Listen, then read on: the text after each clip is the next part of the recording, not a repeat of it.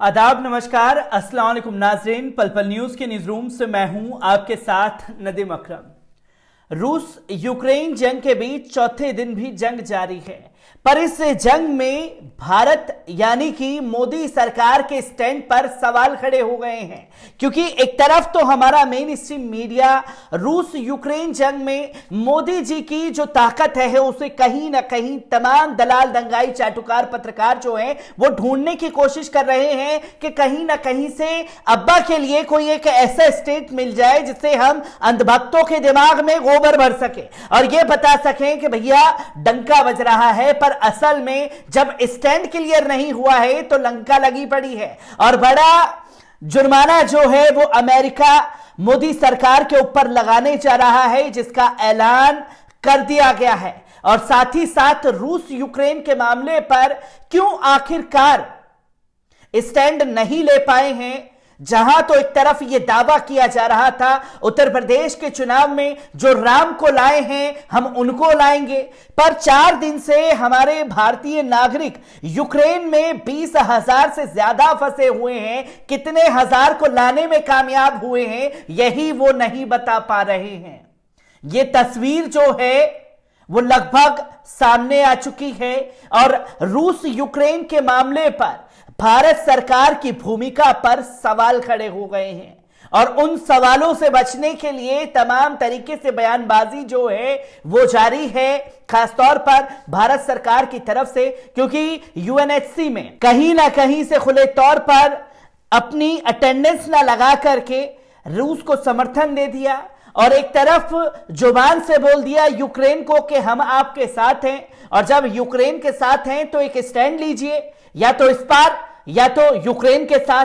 पर वोटिंग ना करके भारत ने रशिया को समर्थन दे दिया, जिसे अमेरिका इस रवैये से बुरी तरीके से भड़क चुका है। कुछ बड़ी अपडेट सामने आ रही है, उसे आप लोगों के सामने लेकर के जुड़ा हूं और इस खबर से गोदी मीडिया और खासतौर पर अंधभक्तों को भी बड़ा झटका लग रहा है। जहां आपको बता दें कि हमारे मॉस्को में दूतावास से लोगों की एक टीम को वहां भेजा है ताकि उस क्षेत्र की मैपिंग हो जाए और ट्रांसपोर्ट का, खाने का, रहने का इंतजाम किया जाए। रूस से लगते यूक्रेन के इलाकों में फंसे भारतीयों के बारे में बोलते हुए विदेश सचिव हर्षमंदर श्रृंगाल ने ये बातें कही हैं। तो वहीं आपको बताते चलें कि जब यूएनएचसी में वोटिंग नहीं की है भारत सरकार द्वारा, तो उसके बाद अमेरिका ने कड़ा एक्शन भारत सरकार के ऊपर लिया है। आपको बता दें कि रूस की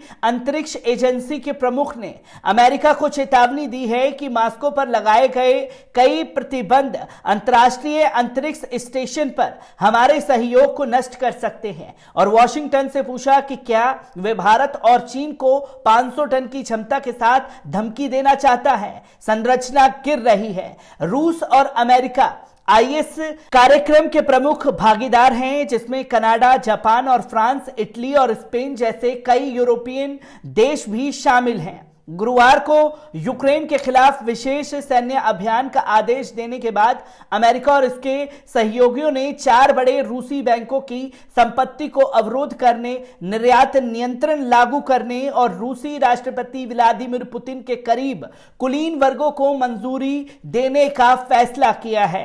रोस्कोमोस के महानिदेशक दिमित्र रोगिजोन ने शुक्रवार को ट्वीट किया कि अमेरिकी राष्ट्रपति जो बाइडेन द्वारा गुरुवार को नए प्रतिबंधों की घोषणा के बाद रूस के एस्पो उद्योग उनके अंतरिक्ष कार्यक्रम सहित को कमजोर कर देगा। शुक्रवार को ट्वीट किया गया कि आईएसएस की कक्षा और अंतरिक्ष में स्थान रूसी इंजन CNN द्वारा नियंत्रण होते हैं की सूचना दी गई। यदि आप हमारे साथ सहयोग को अवरोध करते हैं तो अंतर्राष्ट्रीय अंतरिक्ष स्टेशन को अनियंत्रित से कौन बचाएगा और संयुक्त राज्य अमेरिका या यूरोप में गिर जाएगा।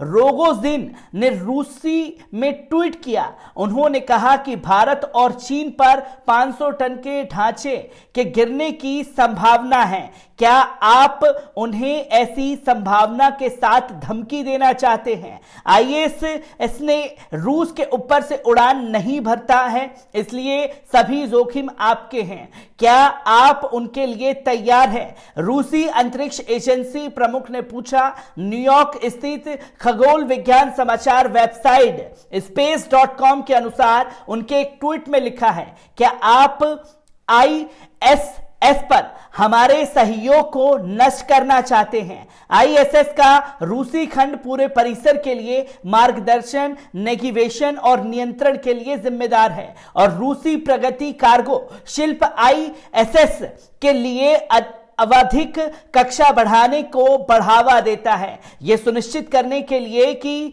यह पृथ्वी के वायुमंडल में बहुत कम नहीं डूबता, यह कहा गया। सीएनएन की रिपोर्ट शुक्रवार में कहा गया कि नासा ने रोगो जिन की टिप्पणियां पर सीधे प्रतिक्रिया नहीं दी, लेकिन यह नोट करता है कि अमेरिका अंतरिक्ष एजेंसी और कनाडा, यूरोप और जापान में हमारे अन्य अंतर्राष्ट्रीय भागीदार के साथ सुरक्षित और निरंतर आईएसएस संचालन बनाए रखने के लिए काम करना जारी रखती है। इसमें कहा गया कि वर्तमान में नासा के 4 अंतरिक्ष यात्री, 2 रूसी अंतरिक्ष यात्री और 1 यूरोपीय अंतरिक्ष यात्री कक्षीय चौकी पर रह रहे हैं और काम कर रहे हैं, जिसमें 500 टन का जो जुर्माना है वो लगाया जा सकता है भारत के ऊपर, खासतौर पर अमेरिका की तरफ से दी गई है। रूस और भारत को और तमाम देश जो खुल करके समर्थन करते हुए रूस का नजर आ रहे हैं। इसी बीच यूएनएससी में क्यों भारत ने वोटिंग नहीं की है, इसके लिए भी बयान भारत सरकार की तरफ से जारी कर दिया गया है। भारत ने एक बयान जारी कर यूक्रेन मुद्दे पर अपनी राय रखी, साथ ही यह भी बताया कि मतदान नहीं करने का विकल्प क्यों चुना। यूक्रेन में हाल के दिनों में हुए घटनाक्रम से भारत बेहद विचलित है। हम अपील करते हैं कि हिंसा और दुश्मनी को तुरंत खत्म करने के लिए सभी तरह की कोशिशें की जाए। इंसानी जिंदगी की कीमत पर कभी कोई हल नहीं निकाला जा सकता है। हम यूक्रेन में बड़ी संख्या में भारतीय छात्रों समेत भारतीय समुदाय के लोगों की सुरक्षा को लेकर भी चिंतित हैं। व्यवस्था संयुक्त राष्ट्र चार्टर, अंतर्राष्ट्रीय कानून और अलग देशों की संप्रभुता और क्षेत्रीय अखंडता के सम्मान पर आधारित है। सभी सदस्य देशों को रचनात्मक तरीके से आगे बढ़ने के लिए इन सिद्धांतों का सामना करने की आवश्यकता है। मतभेद और विवादों को निपटाने के लिए बातचीत एकमात्र जरिया है, चाहे यह रास्ता कितना भी मुश्किल क्यों ना हो। यह खेद की बात है कि कूटनीति का रास्ता छोड़ दिया गया है, हम इसे लौटाना ही होगा। इन सभी वजहों से भारत ने इस प्रस्ताव पर मतदान नहीं करने का विकल्प चुना था और अमेरिका ने की रूस की आलोचना कर दी। और भारत कश्मकश की स्थिति में क्यों है? भारत लंबे वक्त से रूस का मित्र देश रहा है। रूस भारत को हथियार और रक्षा उपकरण देता रहा है। हालांकि दोनों के रिश्ते केवल रक्षा सौदे तक सीमित नहीं है। बॉलीवुड की फिल्में रूस में रिलीज होती हैं, बड़ी संख्या में भारतीय छात्र रूस में पढ़ते हैं, यहां तक कि केंद्रीय विद्यालय की एक ब्रांच भी रूस में है।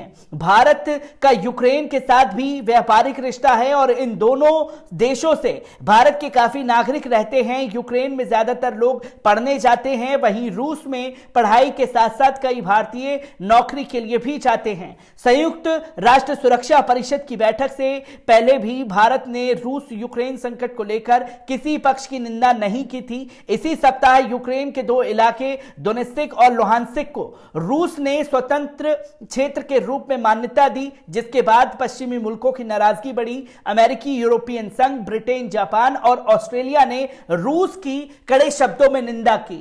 कश्मकश की स्थिति को भी भारत सरकार ने सामने रखा और यूएनएससी में वोटिंग न करके अपने लिए कई सारी मुसीबत खड़े करने का काम भी भारत सरकार द्वारा कर लिया गया है। भारत सरकार किस तरीके से इन तमाम चीजों से निपटने के लिए तैयार है, यह भी देखने वाली बात होगी। मैं ऐसी ही खबरों से आपको रूबरू कराता रहूंगा। दीजिए इजाजत, शुक्रिया।